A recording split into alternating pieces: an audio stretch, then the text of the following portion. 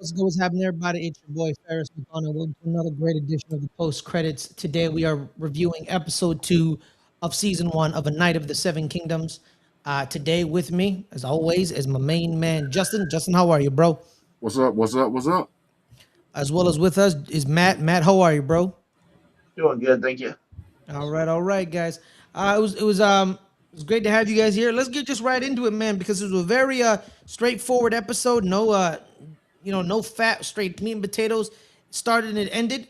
I want to get you guys' overall thoughts right away on it. Matt, what do you think of episode 2 of season 1?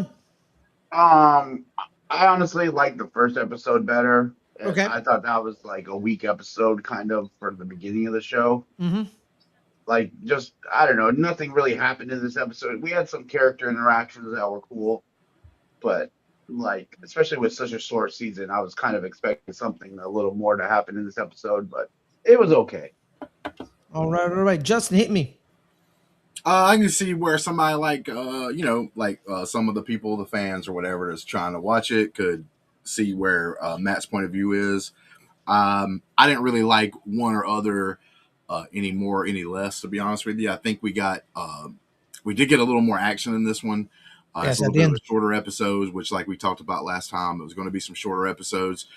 But I think like the building the relationship between like the main character and your secondary character, you could call them, I guess, 1A and 1B as far as main characters, Dunk and Egg. I thought that grew a little bit more. I thought it was like worthy. Like I said, as long as we progress these next few episodes into some, pretty heavy stuff going on from here on out. I completely agree with you because most of the main two scenes that came to my mind was him telling the story about Sir Arlen, and then they're on like the trail, and he's talking about like he must have been not a good night if nobody remembers him. Like, you know what I mean? Like, he's not very good. And then other scenes where they're sitting down drinking the ale, and he's like, you know, I'm puny and stuff like that. I really got that. My overall thoughts were it was kind of a brave episode, not like brave as in like they did something brave, as in like brave as in like they showed bravery. But it was a slower episode as well. It was a lot of revealing of doubts, right? That scene where they're sitting around talking about their insecurities, where Egg is like, "Would I make a good knight?" And he's like, "You will. You're a likely lad." And he's like, "But he's like saying, but I'm small. Like I'm really small for my age. Would I ever? Am I ever gonna get big?" And then you have Dunk, who basically is an idiot. That's what they're basically saying. Is like the guy is stupid, and you kind of see like you're small, he's not smart. They're kind of mixing together. They're both insecure about those specific aspects of themselves, and I could see why it was a lot of a revealing of doubts and stuff like that. I want to take guys when you're watching the episode, give me a moment that made you go, "Oh wow, I really like this moment." A WTF moment or a moment of like emotion, something that really grabbed you, Justin. Well, I mean, WTF moment. I wasn't going to bring it up because Brandy was saying I probably would or Matt would. But WTF Yep. moment was going to obviously be the fake Sloan. Yeah. Well, I don't. That fake dome. That thing was Are we fake, sure? bro. You could tell by the way Are it we was hanging. sure? That was like a prosthetic, bro. Get I out of don't here. know. You know what Maybe. I'm saying? Like that dude would have been a porn star for the last 20 years. He wouldn't be part of this show, to be honest with Okay, you. If he was that's a good point. something like that. But like, but no, that'd be the WTF moment since you asked it that way. But no, I thought there was a couple of like really good moments. Like the start of the turning was pretty cool because you got a little bit of the taste of that action and what you're going to see like most likely coming up in the next few episodes. But I also like that moment that you just brought up. Well, you kind of brought it up, but where they're sitting there next to each other, and he's like, "Oh, people. I grew up. People call me dumb," and then they just kind of like the little boy sitting there looking at him like, "Well, what did you do?" Yeah, And and he's like, and he's just sitting there. I think that's a really cool like growth moment for both of those characters. You can tell Egg's obviously worried about the Targaryens every time they get brought up or he sees their flags. He gets worried about it and doesn't want to get seen by them or noticed. We do know that now some of the families actually like out there looking for him. We kind of find that out a little bit right before he actually talks to the Targaryens, which I think was a very good scene. That's probably my favorite scene of the episode tonight was him going and finally getting his way to get to the tournament by talking to the Targaryens and how he like. And this is one of the things, like the young boy, for instance, because he's small and he's been kind of puny, you know, maybe for his age and stuff like that. Like he's going to get a chance to like have a growth spurt and stuff later on. He's still really young. Mm-hmm. As I don't think Duncan's really dumb. Like he uses that. Like a dumb person would not be able to walk in there, use the situation to be able to gain his entry into the tournament, like he was able to do. I think he has no confidence, which then makes him like stumble a little bit, right? So because he doesn't like step right in there, Mm-hmm. able to take advantage of the opportunities. I think the thing we're going to find out in this show, or at least in this story, especially if they keep continuing past this like first novella, is like there really was no reason for them to have the no confidence in the certain areas because they actually weren't what people thought they were. Matt, hit me with yours, dog. Yeah, I was gonna say my favorite was when he was talking to the Targaryens. And I also liked when he was telling him like, oh, he did 7 something, and he was like, no, it was only 4. And then he realizes he fucked up because he corrected him. Mm-hmm. I Yeah. love that. Yeah, and then he immediately was like, oh no, you're right, sir, it's 4, but you like beg my pardon. Like that's what I'm saying. Like a dumb person wouldn't call themselves dumb either. Like he just knows he's not as learned as other people, but he's not stupid. Absolutely. And then my other favorite scene was a real little scene, but it was when that girl, when he was spying on the Targaryens right before he went in, a little girl came up to him, and she was like, "You're big and dumb," or whatever. And she like checked him. She like went forward and lunged, and he backed up. Yeah, she's like, what? He's like, hey. Well, it's like in real life. That's one thing cool about this show, I think, so far is like this is like a thing that happens in real life where like you get told something all the time, and then someone comes up and helps you notice the fact that you wasn't that this whole time, that people was just like telling you things that they shouldn't have been saying. Like, you know, maybe you're a little pudgy, but people go to call you like, oh, you're obscenely fat all the time or something like that, right? And you just believe that you're fat, and then you get some kind of eating disorder or something like that because of that kind of situation. If you're getting called, oh, you're stupid, dumb over and over again, you internalize it. You think that you are that. You think you are dumb. Even though you may not be, you think that, right? Like, if you're getting called a loser all the time, you're going to walk around life and stuff thinking you're a loser. But that doesn't mean you are, right? It's just because you think that because you get told. That was my big takeaway from this episode. Even though I didn't care for it too much, it just showed that he has a lot of belief in himself, and you know he believes that he's gonna make it and shit, even with everyone talking shit. But also, I don't know. At the very end of the episode, though, that kind of switches to where he doesn't have that.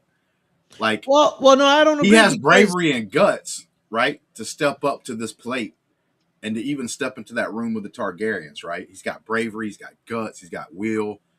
But I also think that as far as the intelligence part of it, especially, like he doesn't think he's trying to be overly careful when I don't think he has to, because I don't think he's as dumb as what he thinks he is. Now I want to bring up that. Well, I was just gonna say, I don't think he thinks he's dumb. I think that's just why he always says.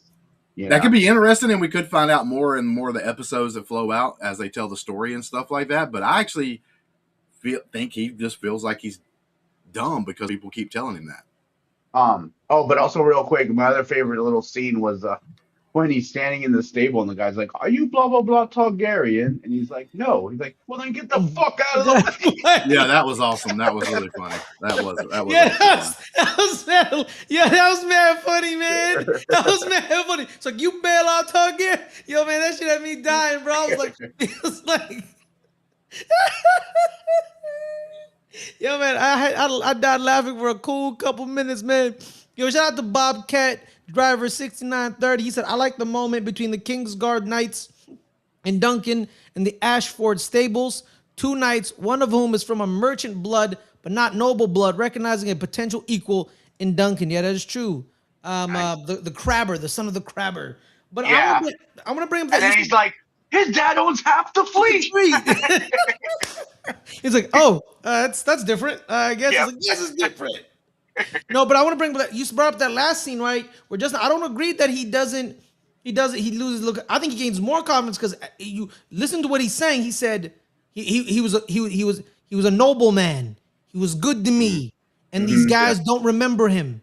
And then he says, I believe the line was, I am his legacy. And then he Yep. says, tomorrow,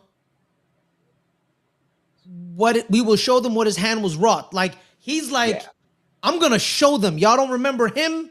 He was a good man. He was good to me. He fought for all of you, and you don't remember him. I'm gonna show you what he left this world, and I'm gonna take all of you out. I think he Yeah. gained more confidence. Yeah. I think he got irritated that no one remembers him. And I think he's going to tomorrow. I think, and that's what his main focus is. Like, he's going to show that I am the legacy of Sir Alan of Pennytree, and I'm going to whoop your ass. That's what I think it is. What do you guys think? I mean, I see where you're coming from with that, but I think there's a difference between having confidence and being just like brave, right? You do brave things while you're scared. That you know what I'm saying? Like you're That's the not definition of necessarily bravery.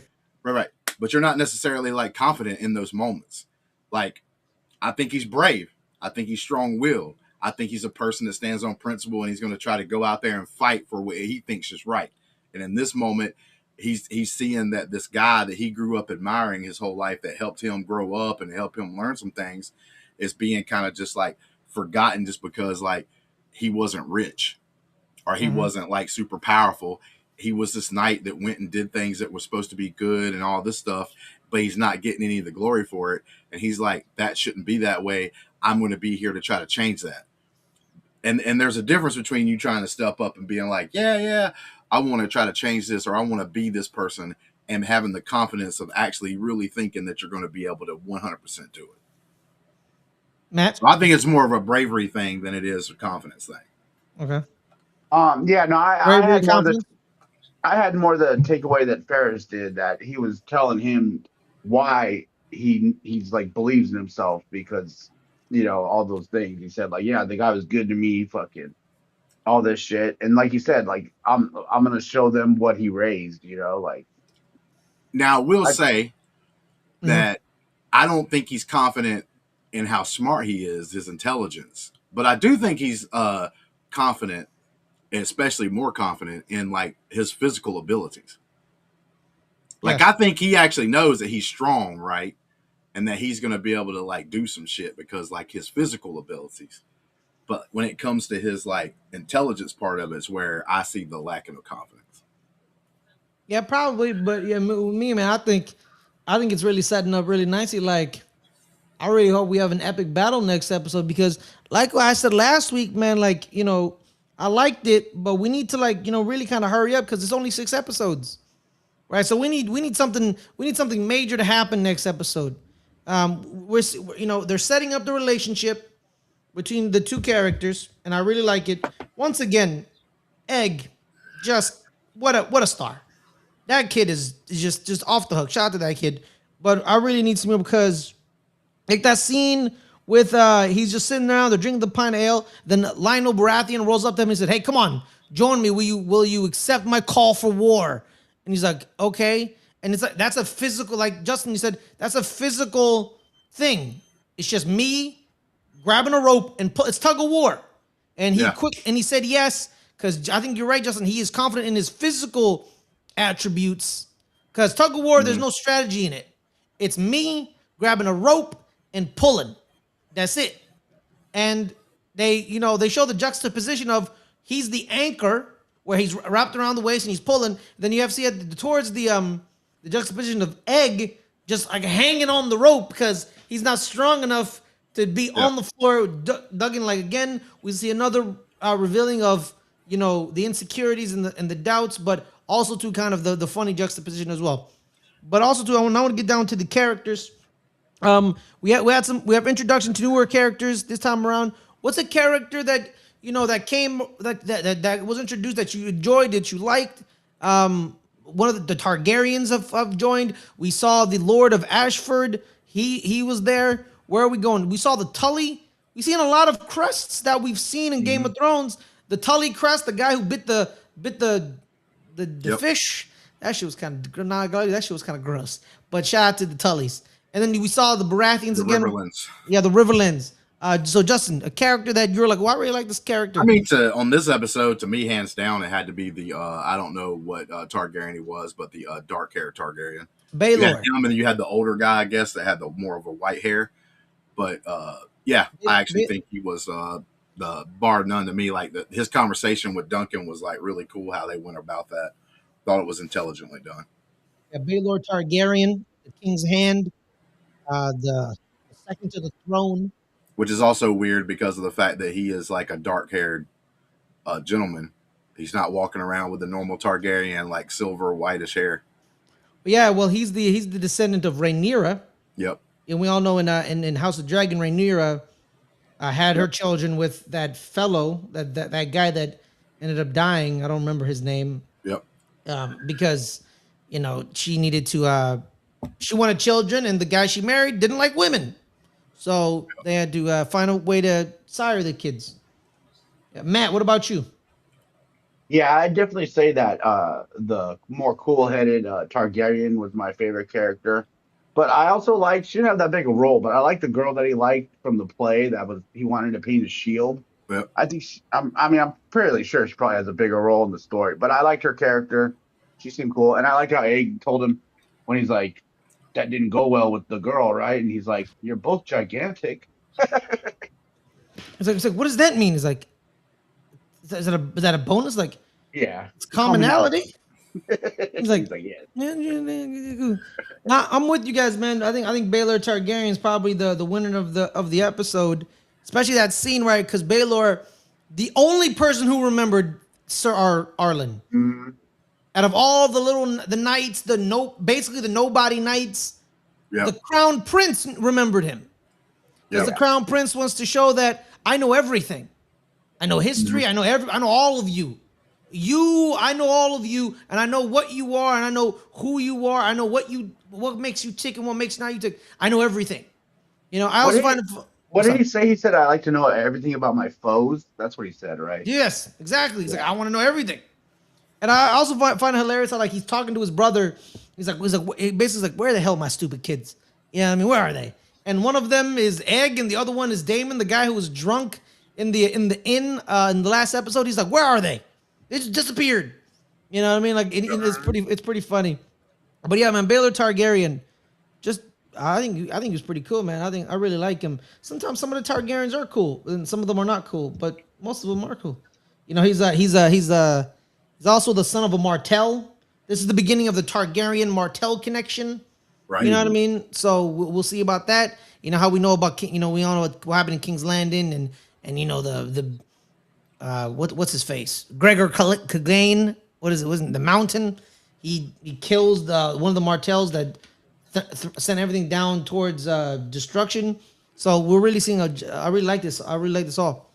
We're gonna keep moving on. Let's get guys. I think we've come here to about 18 minutes. I want to know your verdict for this episode, and I want what are you looking forward to in episode 2, Matt? What are we doing, out of 10 or out of 5? I think we did it out of 10 last time. Last week, yeah. Yeah. Okay, I'll go 8 out of 10. Okay. All right, Amy. And your hype for next episode? What are you looking for? Yeah, I'm looking forward to him battling the tourney because of all the shit he said by the fire right at the end of the episode. How he wants to prove everyone wrong and shit. Yeah, I'm with you. Justin. Last week I was up like at a 7.5. I'm gonna stick about the same. I think both of these episodes have the same quality, but just like I said last week, this all hinges on the turning point. There's gonna be a turning point in this like next few episodes, even towards the end, where it's gonna be like those first couple of episodes is way worth it.